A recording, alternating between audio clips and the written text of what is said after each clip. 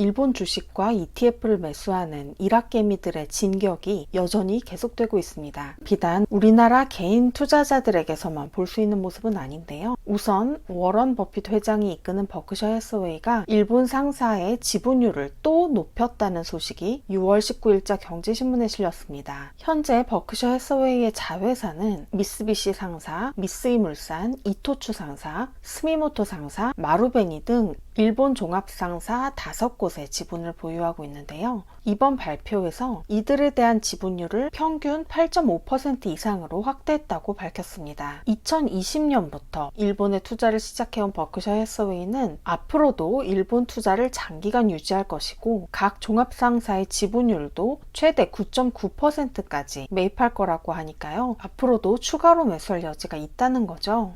또한 중국에서도 일학개미 열풍이 불고 있다고 합니다. 현재 중국의 경제 성장은 기대치에 못 미치고 상당히 지지부진한 상태인데요. 중국 정부에서 경기 부양을 위한 카드를 몽땅 꺼내들 만큼 경기 지표들이 전반적으로 좋지 않은 데다가 중국 증시 역시 하락세입니다. 일본 니케이 지수가 지난 4월 7% 상승한 반면에 같은 기간 중국의 CSI 300 지수는 5.7%가 하락했습니다. 그래서 중국의 개인 투자자들은 부진한 자국 시장 대신에 일본으로 몰려들고 있습니다. 다만 중국은 자본시장 규제가 엄격해서요. 개인 투자자가 직접 일본의 주식을 매수하기는 어렵다고 합니다. 대신에 중국 증시에 상장된 일본 관련 ETF가 주목받고 있는데요. 니케이 지수 연동 ETF는 5월에만 그 자산 규모가 2배 이상 증가하는 등 개인 투자자들의 자금이 대거 유입되었다고 합니다. 이런 상황에 더해서 우리나라 투자자들의 입장에서 보면요. 역대급 엔저 현상을 보이고 있죠. 지난 10년간의 N1 환율을 보면 최저점이 880원대로 2015년 6월에 최저를 기록했는데요.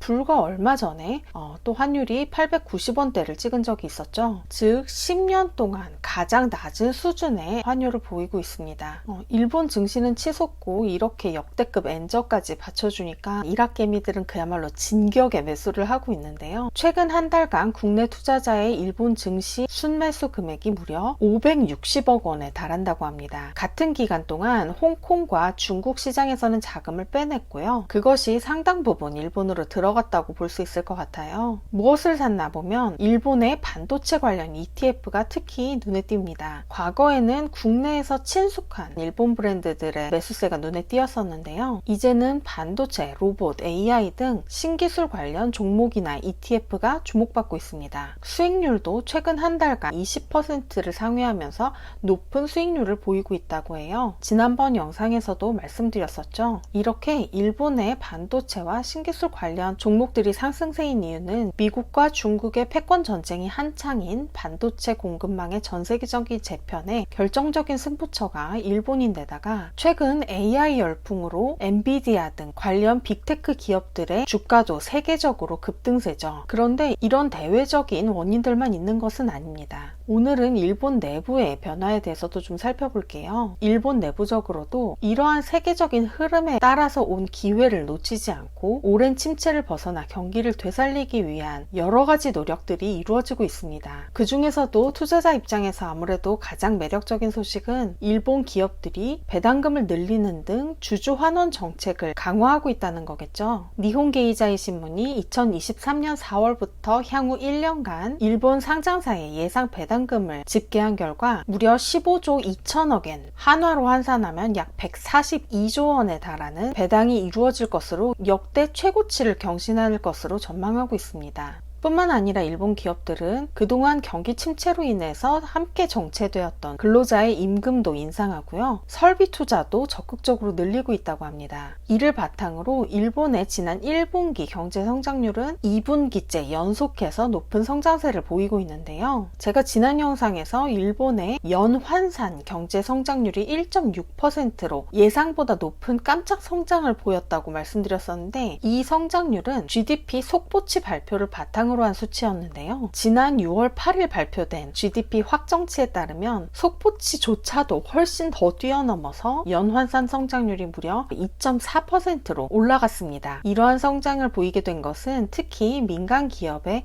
설비 투자가 늘어난 것이 가장 큰 영향을 미쳤다고 해요. 특히 반도체 분야와 자동차 관련 산업 등에서 투자가 활발하게 진행되었다고 합니다. 이처럼 기업의 설비 투자가 늘어난다는 것은 경제가 앞으로 나아질 것이다 라는 희망적인 기대가 있기 때문입니다. 그 외에 일본의 경기를 보여주는 다른 지표들도 좋습니다. 경상수지가 3개월 연속으로 흑자를 기록했고요. 개인 소비 역시 코로나 엔데믹 이후로 꾸준하게 성장세를 보이고 있다고 합니다. 특히 일본은 GDP의 절반 이상을 개인 소비가 차지하고 있을 정도로 내수가 강하기 때문에 개인 소비가 꾸준한 상승세를 보인다는 것은 경기 회복에 상당히 긍정적인 지표인 거죠. 뿐만 아니라 엔저 현상으로 일본에 여행을 가서 소비하는 외국인 관광객이 늘고 있다는 것도 역시 일본의 경기 회복에 긍정적인 영향을 줄 것입니다. 이런 모든 상황을 종합해보면 우리와 같은 해외 투자자들의 입장에서도 매력적이지만 일본에게는 지금이 바로 무려 30여 년간의 경기 침체를 탈출하고 악순환의 고리를 끊어낼 수 있는 정말 중요한 기회의 시기일 것 같아요. 기시다 총리의 일본 정부는 새로운 자본주의를 실현하고 중산층을 두껍게 부활시킨다는 것을 모토로 기업에 대한 지원뿐 아니라 임금 인상 등 노동시장을 개혁하고 가계에 대한 경제 지원책도 실시할 예정이라고 합니다. 우에다 일본은행 총재 역시 경기 활성화를 위한 대규모 금융 완화 정책을 지속한다고 발표했어요. 최근의 변화들이 눈에 띄긴 하지만 워낙 침체가 길었기 때문에 목표의 달성까지는 시간이 필요하다는 거죠. 그래서 단기금리는 마이너스 0.1%로 동결, 장기금리 지표인 10년물 국채금리는 0%로 유지하겠다고 발표함에 따라서 엔화값은 달러 대비 또 하락하며 약세를 보였습니다. 이러한 금융 완화 정책과 엔저 현상이 언제까지나 지속될 수는 없겠죠. 이렇게 마이너스 금리, 제로 금리 정책을 유지한다는 것은 어떻게든 경기를 부활시키기 위한 어쩔 수 없는 선택이니까요. 오랜 경기 침체로 아무리 그 사이클이 길어졌다고 하더라도 경기는 결국 순환할 것이고 침체기가 끝나서 본격적인 반등을 시작한다면 시장 상황의 변화에 발맞춰서 금융 정책 역시 방향을 바꿀 수밖에 없습니다. 그러면 증시며 환율도 따라서 변화하게 되겠죠. 그래서 저는 진격의 일학개미 같이 사람들의 관심을 끌면서 대서특필되는 기사도 물론 열심히 읽고 있지만 상대적으로 조그맣게 실리는 금융 정책의 변동 가능성에 대해서 언급한 기사들도 눈여겨보고 있어요. 기준금리의 롤러코스터를 우리가 겪어봤잖아요. 일단 변화가 시작되면 얼마나 빠르게 진행될 수 있는지 경험이 있으니까요. 특히 일본 경제처럼 지금 전환점에 서 있는 경우에는 정책의 방향이 전환하는 것은